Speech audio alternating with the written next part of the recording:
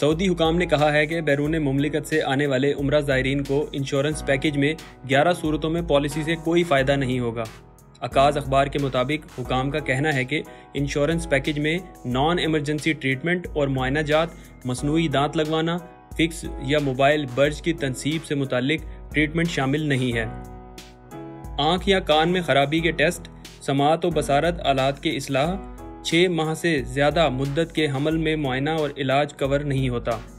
Insurance کرانے والے زائر کی طبی موت یا طبی معذوری، اگر انشورنس کرانے والا کوئی کام کرے جس سے اس کی موت واقع ہو جائے یا مکمل معذوری کے کیس پیکیج میں شامل نہیں ہیں۔ انشورنس کرانے والے کی میت اس کے وطن کے سوا کسی اور ملک بھیجنے کے اخراجات ادا نہیں کیے جائیں گے۔ فضائی کمپنی کی جانب سے پرواز میں تاخیر کی اطلاع، اعلان یا تاخیر کے حوالے سے پہلے سے معلومات دی جائیں۔ زائر کے سامان کی چوری، اسے نقصان پہنچانے، اس میں سامان کی گمشدگی یا ایسا مالی نقصان جس کی انشورنس پالیسی میں باقاعدہ تذکرہ نہ ہو، ایسی صورت میں بھی کلیم نہیں کیا جا سکے گا۔ ہڑتال کی وجہ سے پروازوں کی منسوخی یا انشورنس پالیسی پر عمل درآمد شروع ہونے کی تاریخ سے قبل کیے جانے والے اقدامات کے باعث پروازوں کی منسوخی پیکیج میں شامل نہیں ہیں۔